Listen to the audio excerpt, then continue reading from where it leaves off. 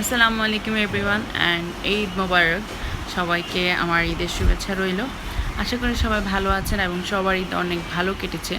আসলে আপলোড দিতে দিতে যেহেতু দেরি হয়ে গেছে সেটার কারণ ইনশাল্লাহ বলবো। এই যে তারা নামাজ পড়ে ঘুমাচ্ছে আর আমি সব কাজ শেষে এখন রুটিটা বানাবো। তার জন্য আগে কাই করে নিতে হবে। তো এটার জন্য এখানে ঠান্ডা করে করতে চেয়েছিলাম। তো এই যে এখানে কাই করা শেষ। আর এই পাশে হচ্ছে মাছ ভেজেছি। এটা হচ্ছে পলি মাছ আর এটা হচ্ছে পাবদা মাছ। তো পাবদা মাছটা হচ্ছে আমাদের জন্য, যেহেতু পলি মাছে অনেক কাটা। আর এটির পাশে হচ্ছে পোলাও রান্না করে রেখেছি। তো কারণটা হচ্ছে যে আমাদের গরু জবাই হয়েছে দুপুর 2টা বাজে। তো প্রায় 12টা বা 1:30 2টা এরকম, 12টা থেকে 2টার মধ্যে আর কি জবাই হয়েছিল।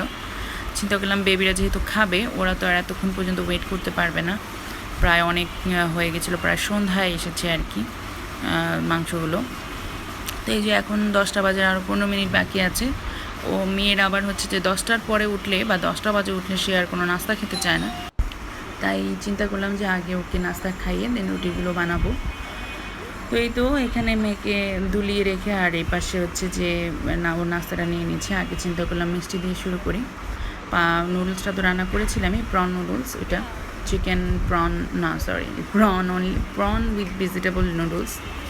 আর হচ্ছে এই পাশে হচ্ছে ওকে যে ওর বাবা আগের দিন রাত্রে, যেহেতু ওরা কী করবে বাবা বাসায়, তো সেই জন্য ওদের সাথে টাইম স্পেন্ড করার জন্য ওর বাবা ক্যারাম নিয়ে এসেছিলো। তো এখন এটা দিয়ে ভুলিয়ে বালিয়ে আর কি কোনো রকম খাওয়ানোর চেষ্টা।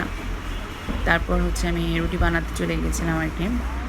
তো যেটা বললাম যে আসলে আমাদের কিন্তু মাংস আস্তে আস্তে প্রায় সন্ধ্যা হয়ে গিয়েছিলো। তারপর থেকে কাজ করতে করতে একদম প্রায় রাতে 11:30 বেজে গেছে। দেন আমি ফ্রেশ হওয়ার সুযোগ পেয়েছি। তারপরও সন্ধ্যার পর থেকে হঠাৎ করে ছেলেরও জ্বর আসছে, যার কারণে 11:30 বাজে আমি ফ্রেশ হয়ে দেন দেখি যে ছেলে বমি করছে ঘুমের মধ্যে।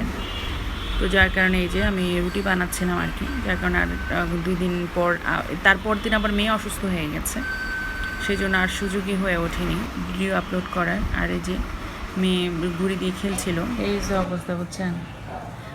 স্বামীরা কাজ করতে চায় না আর ছেলে আমার পিছন পিছন ঘুরতেছে ইয়া করার জন্য, রুটি বানাবে। আমি চিড়ামিড়া বানাতে পারি। আচ্ছা, সমস্যা নেই, দেখি বানান আছে। আমি এই মোটামুটি এগুলো হয়েছে আর কি। আরও কয়েকটা বাকি আছে। আমার তো অবস্থা খারাপ হয়ে গেছে, যদিও তাও ভালো লাগে ঈদের কোরবানি ঈদের সময় ছিঁড়ে দেয়, এই জিনিসটা খুব ভালো লাগে। হ্যাঁ।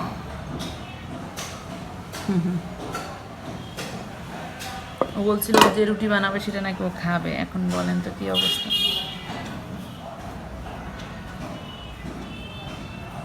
টাইলসটা পিছলা, যার কারণে আমাকে ন্যাকড়াটা দেওয়া লাগছে। এখন ন্যাকড়া সব ভরে গেছে।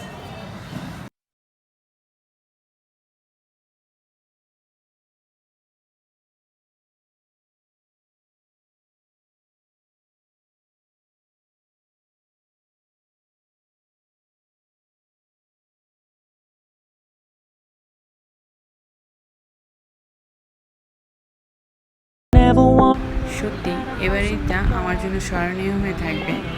এই প্রথমবার ঈদে আমার মেয়ের এটা সেকেন্ড ঈদ, যেহেতু প্রথম ঈদে তো সে ছোটো ছিল, তার উপর আমি প্রথমবার বড় হাঁড়িতে গরুর মাংস রান্না করেছি।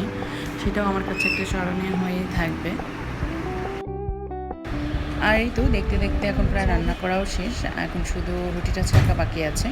আর এই পাশটা নেহারিও কমপ্লিট। তো সবাই ভালো থাকবেন, সুস্থ থাকবেন। আসসালামু আলাইকুম।